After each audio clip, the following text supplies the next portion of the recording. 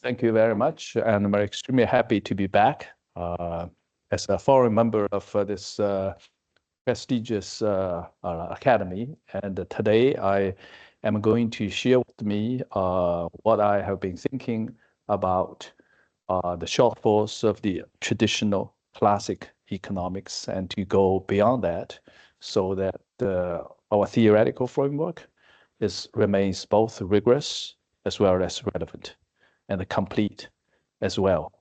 And let me begin with quoting Einstein. He said, "The supreme goal of all theory is to make the irreducible basic elements as few and as simple as possible, without having to surrender the adequate representation of a single determined experience." So my take of his words is that we need to have a gigantic alignment between what I would see as historical reasoning and mathematical reasoning. And that's the way, that is the correct way for us to explain variations of economic performances measured by GDP or GDP per capita is better because economists ultimately cares about efficiency across all nations. Now, we have about 200 or so economies on the earth. And do we have a good way to to model that? And the topic, as it indicates, what I would do is to sort of go beyond the new classic economics and model growth in complexity,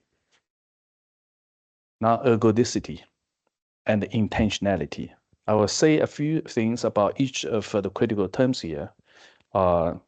But let me move on to it's the contents that I have, very simple. The first is a Lucas puzzle, then the shortfalls of new classic economics. The second is a group theoretical approach to model growth in complexity, non-ergodicity, and intentionality. Then I show you some empirical evidence that I have to see whether it works. Then, of course, I would take that as a research program where we can do a lot of research to either to falsify or to validate the theoretical framework that I have. Then I will end by a few concluding remarks. Now, basically, the Lucas puzzle, the technical term is why capital do not move from capital-rich countries to capital-poor countries. And a broader interpretation of that is why some countries are rich, others remain poor. Because if we buy the equation, the physical equation of economists do, growth, after all, is a function of land, labor, and capital, holding land and capital constant. If capital goes up, then growth goes up. And his puzzle is observationally. Why do we do not see capital move from rich to poor, from rich countries to poor countries? Now, looking back, it should become clear because new classic economics haven't taken the institutional variable very seriously, okay? And even less so, the ideas very seriously. When they model, they assume away in the agent-based variable. But in reality, how can we assume away the agent away?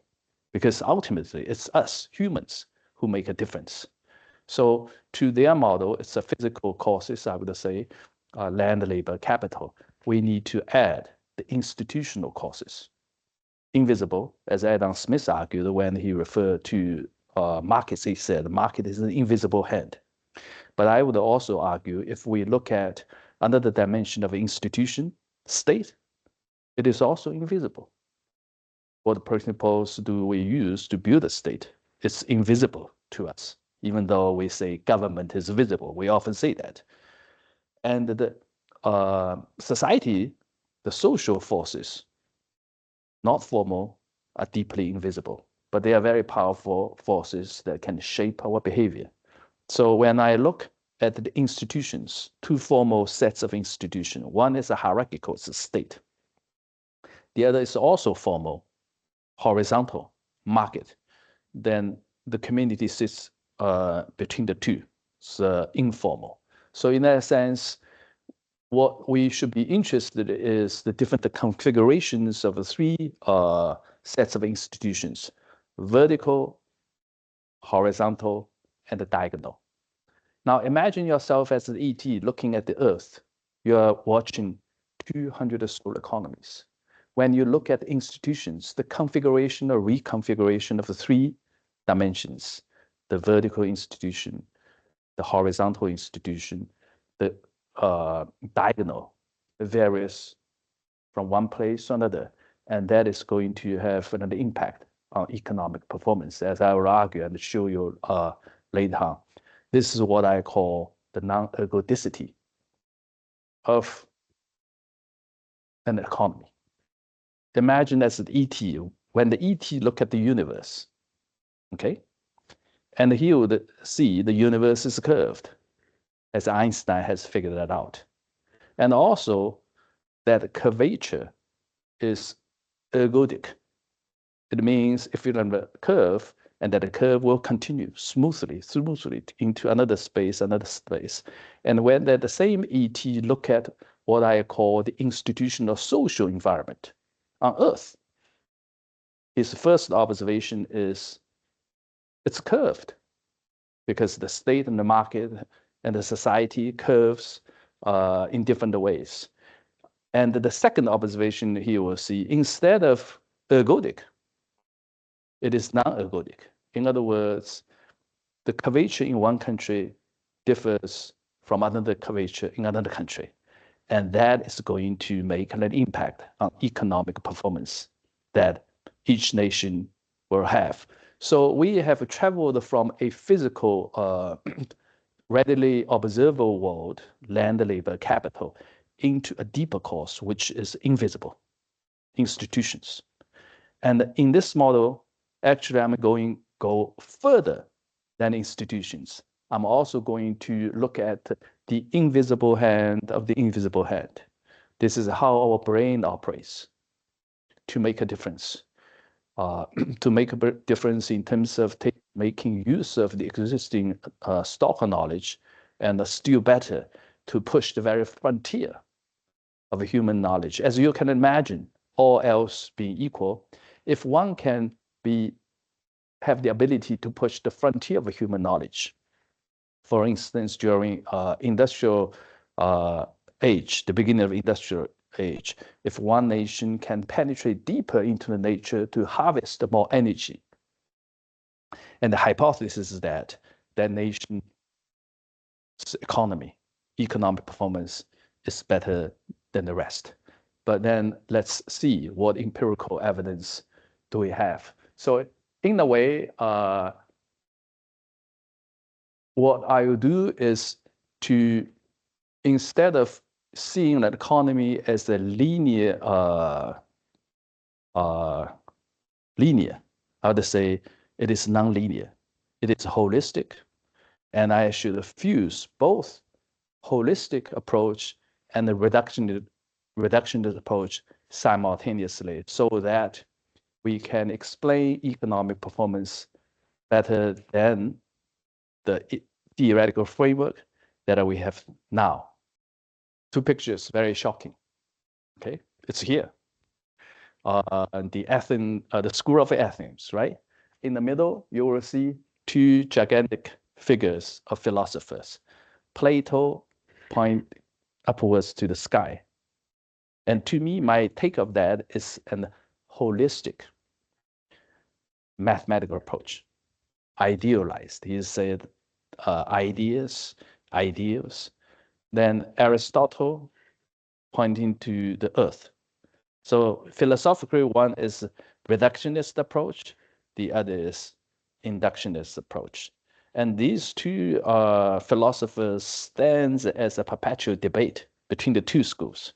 What I want to argue is, instead of pointing upwards or downwards, let's point forward, deeply forward, so that within a circle, okay, the holistic approach, As the circle goes smaller, smaller, smaller, then it becomes reductionist.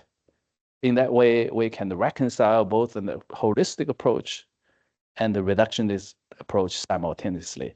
And that sets a very powerful mathematical framework or theoretical framework for us to explain economic performances.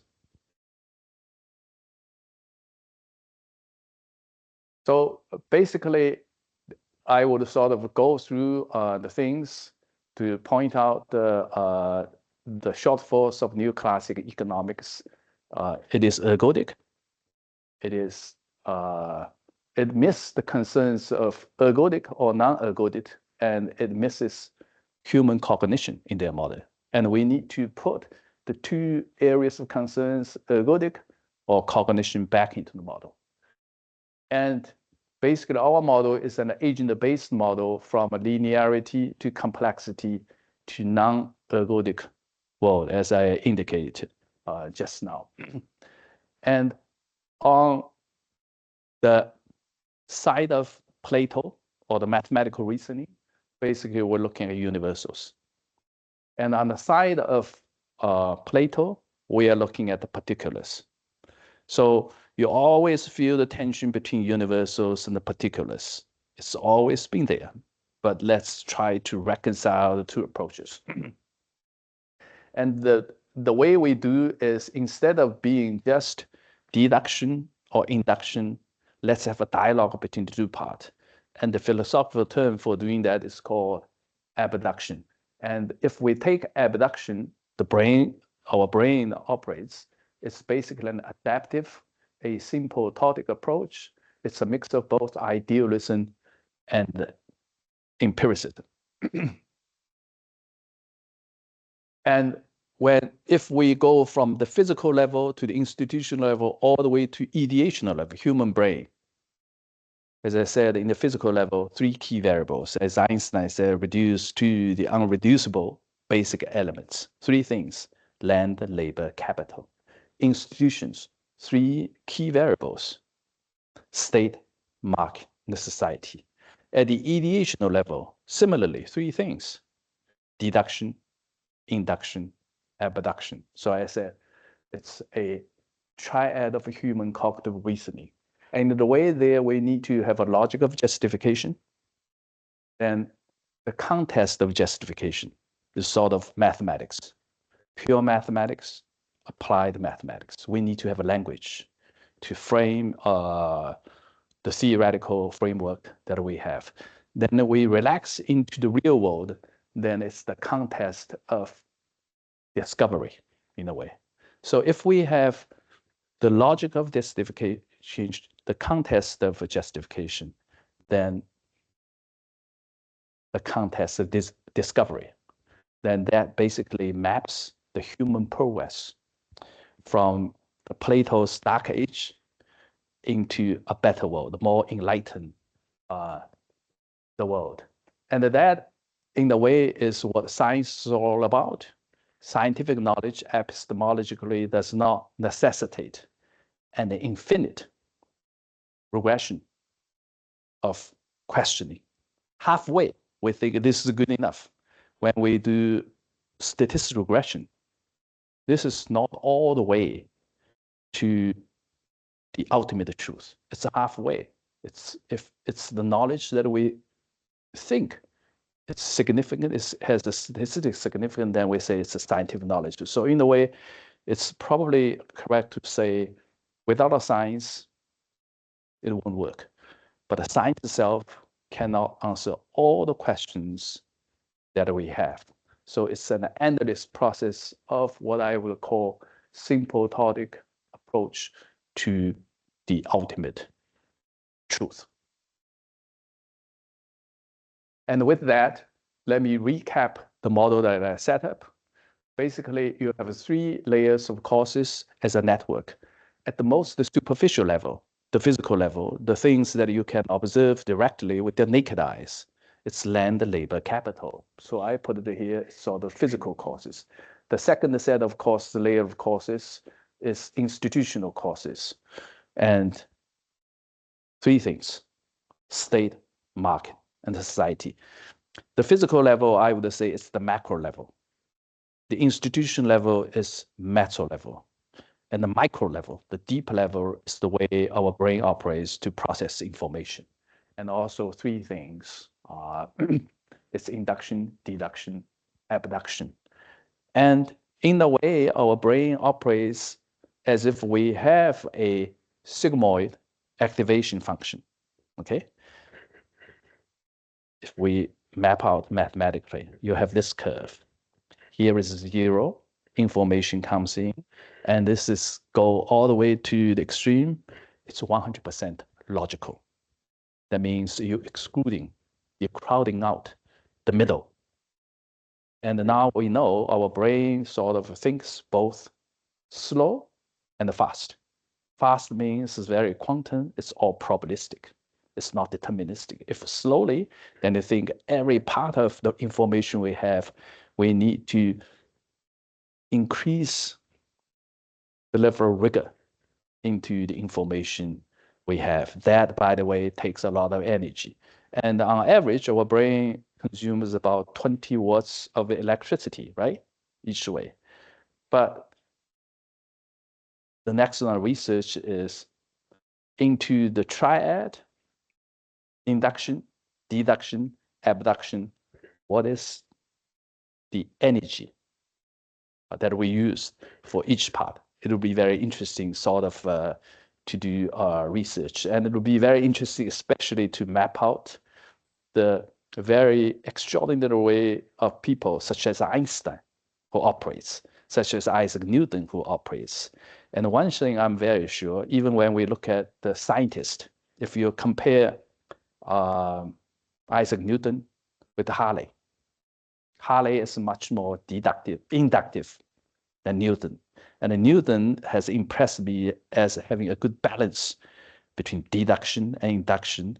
And his monumental work, The Principles of Mathematics of Natural Philosophy, is a powerful symbol of fusing the two parts, mathematical principles, then empirical observations. Then science starts from there. So if we put the three layers courses, the physical courses, institutional courses, the ideational courses, what we see here is a network of courses. And instead of linear, if we put that, imagine that network in Hilbert space, it's going to be interactive. And all boils down to the energy that you have. And what is the best configuration of the three that give the highest level of economic performance. And I quoted Einstein when I began this talk. Einstein, by the way, here says, the supreme goal of all theory is to make the irreducible basic elements as simple and as few as possible without having to surrender the adequate representation of a single datum of experience. And he also said, it is our theory that determines what we can observe. So he probably is one of the very few people who take deduction very seriously, but not forgetting about the induction as well. Most people, by the way, are on the side of induction. When the baby is born into this real world, when the baby opens his eyes or her eyes, it becomes inductive. It gets contextualized. What counts is that, are you aware of the very powerful tool that you should also have? It's the deductive part. And by having a good balance between the two, then you probably can see things that others cannot see with naked eyes. That's why Einstein can predict gravitational wave 100 years ahead of the great scientists in MIT to build the gigantic instruments than to see, yes, we have that. So if we open up the black box of our brain, as I argue, it's a triad of things: deduction, induction, and abduction. Depends on the nature of the question that you have. What's the appropriate balancing of the three things? And if you can figure out an appropriate configuration of the three things, our human brain becomes so powerful so that we can penetrate to see things others cannot see. So to put what I said into a simple mathematical framework, this is what I have. By the way, a theory should be driven by simplicity, consistency, accuracy, scope, and fruitfulness. If you hear simplicity, accuracy, simplicity, consistent accuracy, it's very mathematical. Okay? Scope, you should also include the mathematical part and also the empirical part. Then when you want to be innovative, then it's become, the word used is fruitfulness. So similarly, we should phrase our theoretical framework mathematically according to the criteria that I spelled out: simplicity, consistency, accuracy, and fruitfulness. And by the way, so far we humans cannot have truth, existence, and the completeness simultaneously. This is what I would call the epistemological trilemma we continue to face. And if you can have the three, if you're religious, you're divine. You rise above that triangle, the impossible trinity. And here, for me to explain a little bit,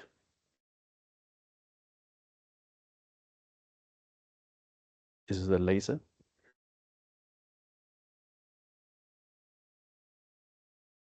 Okay. Now this part is basically physical causes. I put it here as the natural capital, human capital, and the physical capital, and transform that into one. So I said alpha plus gamma, alpha, beta, gamma equals one. Okay. This is one stands for the whole universe, the real world. So I put it one. Okay. Divided by what I would call the non-ergodicity. Here I do a little bit of quantum simulation. Okay, this is V stands for institutional capital vertical. It's the state. H institutional capital horizontal, and S refers to institutional capital social. So institutional non-ergodicity is indicated by here. Okay. And further divided by the idea gap. And if I open up the black box here, it's deduction, induction, abduction. Okay. And I phrase all these into the vector space of this 0 and 1.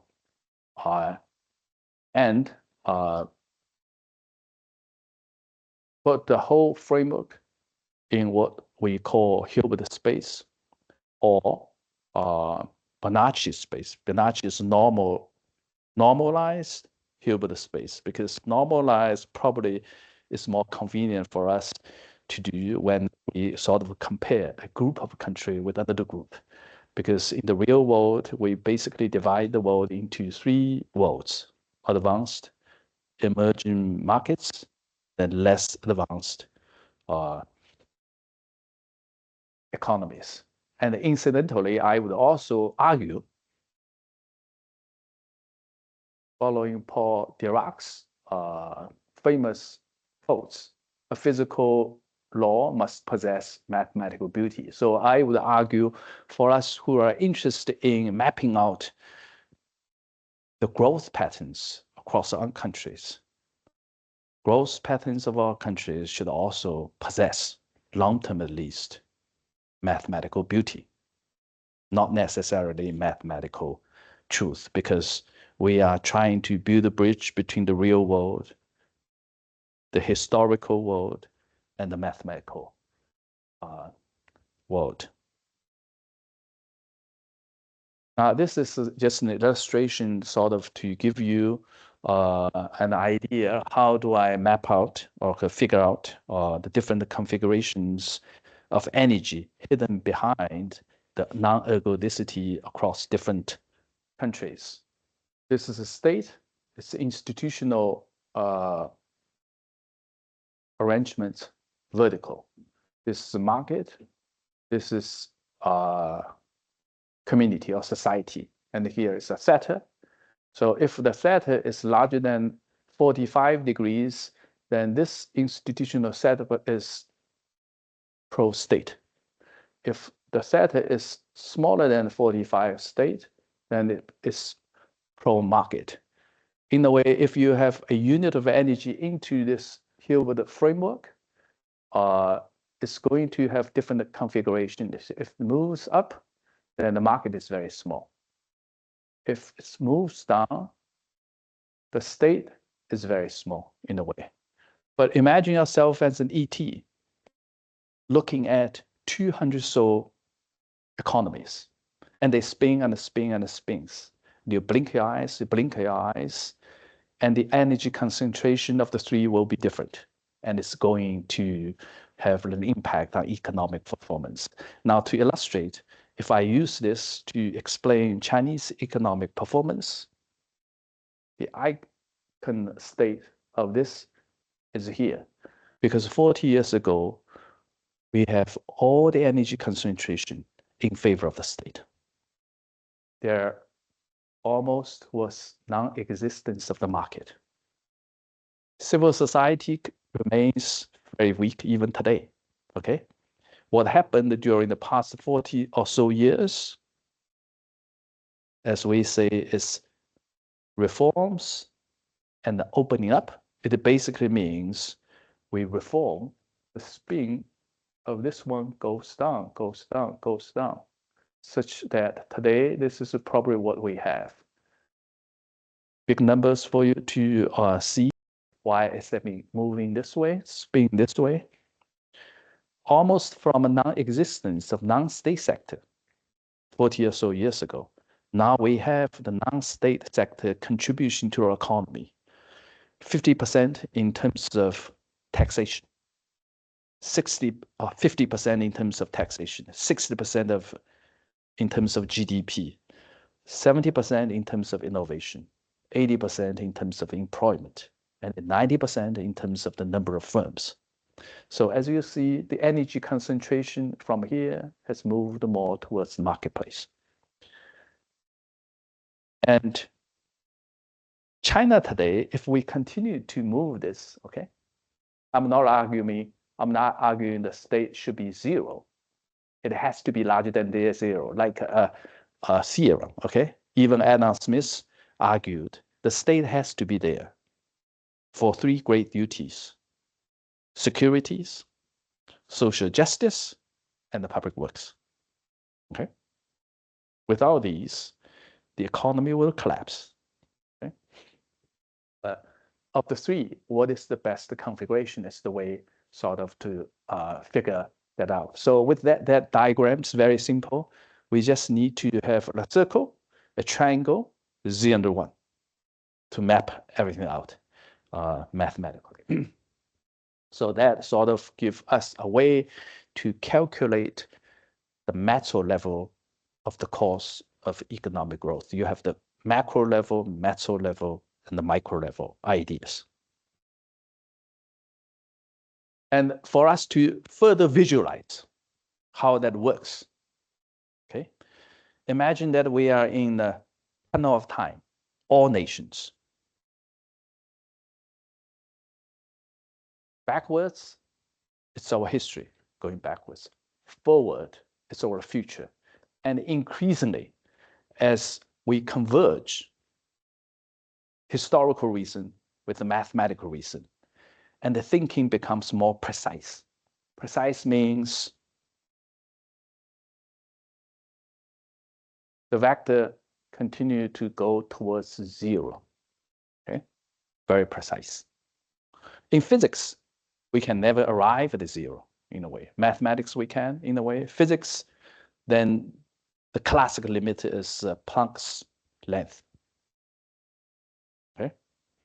So the vector goes this way, then it's a high precision. It takes a lot of energy. So back to this one.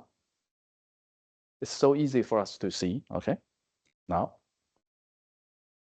less advanced economies, moving forward, emerging markets, advanced economies. As the vector goes smaller and smaller and smaller, and up there, what can you imagine is singularity, okay? And you can check into the websites that will give you a lot of statistics to support this argument. More advanced economies, the measure is increasingly converged towards point-to-point measure, whereas less advanced economies is range measures, very relaxed. The precision is not very high, right? So with that, you can sort of, without doing much work, you can say you can rank the economies with the data that you have to explain. And here, this model also demonstrates how we can reconcile the seemingly impossible reconciliation between Plato and Aristotle. And with this illustration, we can reconcile holistic approach, the circle, everything's within the circle. You can imagine Hilbert space with the reductionist approach as you go forward, smaller, and with eclipse functions.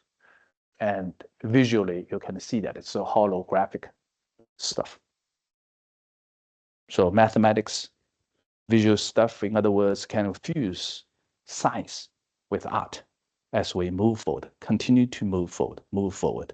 And as we move forward, the energy level will go up. And what counts is, given the same level of energy, can we be more efficient? And that has deep implications for artificial intelligence that we are seeing today. And here, it also allows us to sort of see as a time cone, okay? And it's high dimensional. It's 1, 2, 3 dimension plus time. So it's high dimensional, 4-dimensional theoretical framework that would allow us to breathe life into what I would call a static, lifeless, neoclassic economic model, exemplified by Arrow W model, which claims by using mathematics, they prove the existence of the market equilibrium, the general equilibrium of competitive markets. But by doing so, their model becomes static and lifeless. And if we raise dimension to more than 3 dimensions, in our case, 4 dimensions, then as Fermat's last theorem can demonstrate, because when the n is larger than 2 or 3 or 4, then you do not have integer solutions that open up infinite space, vector space, for us to continue that process. That in a way opened up infinite space for what Schumpeter called the perennial gales of creative destruction.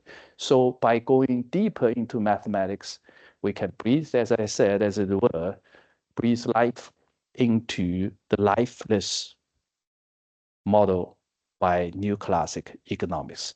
So we can mathematically prove, not just based on our intuition.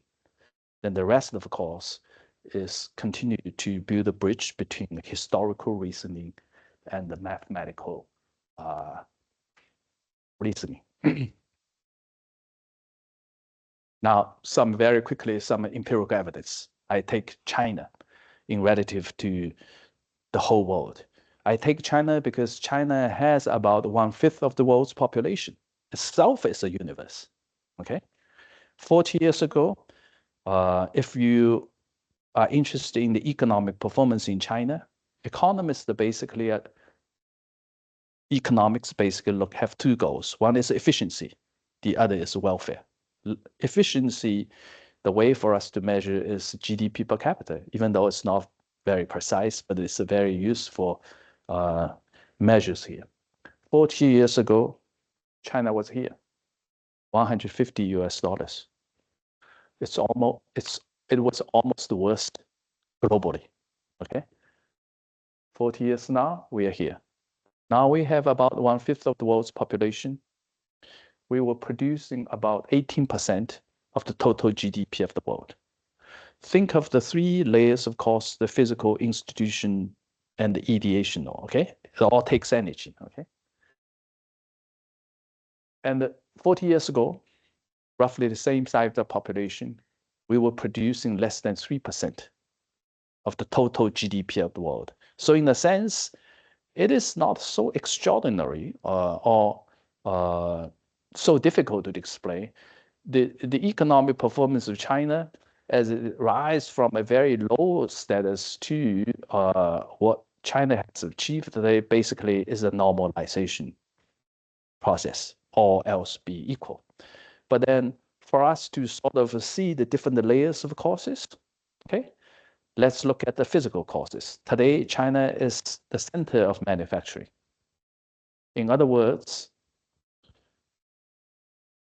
we are very much on par with the most advanced economies, except for a few areas where United States and many other advanced countries still have on their hands. But for everyday life commodities, China physically is so strong.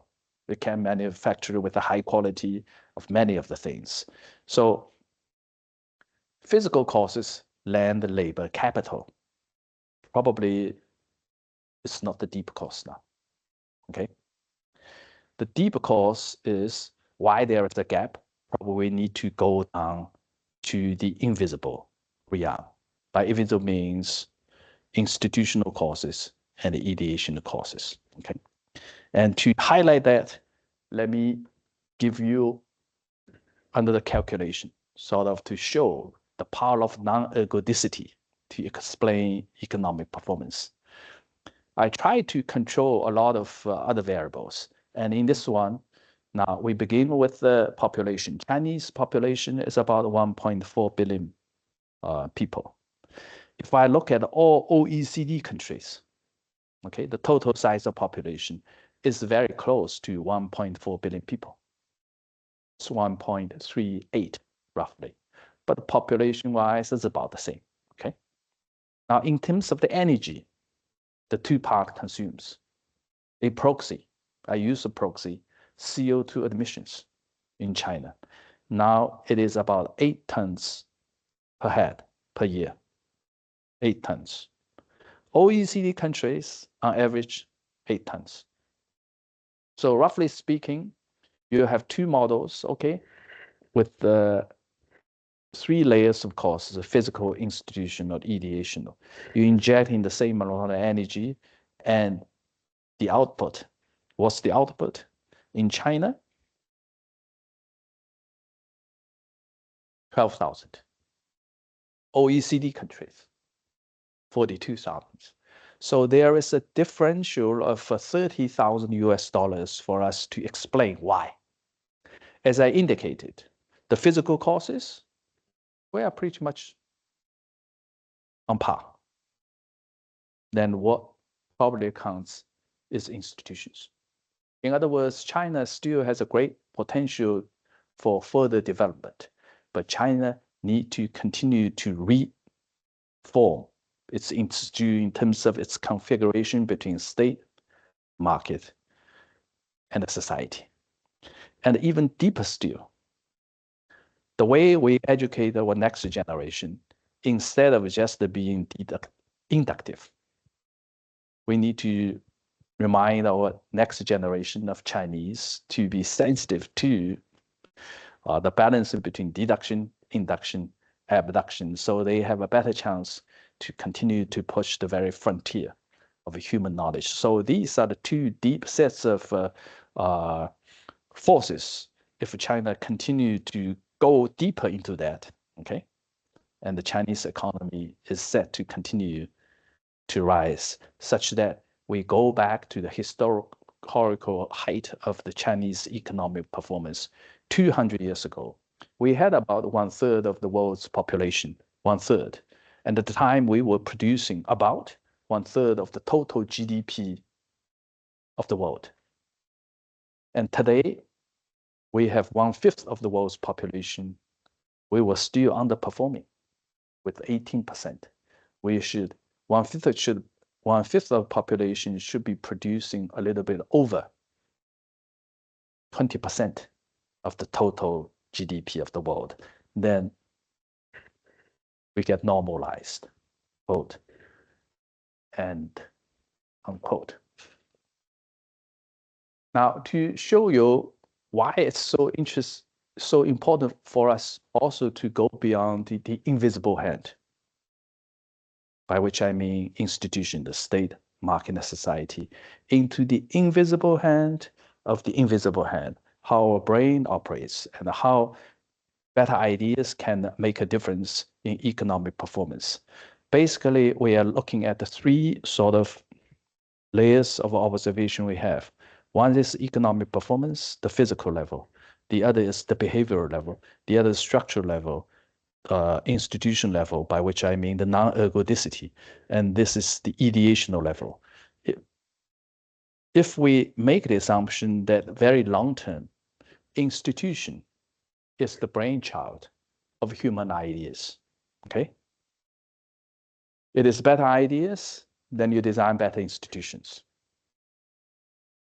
You have the ability to harvest more energy and to use energy more efficiently. Then at the behavioral level, you observe better economic performance measured by GDP per capita. By taking out the intermediate variable, the meso level, you map ideas to economic performance. This ultimately demonstrates the power of ideas.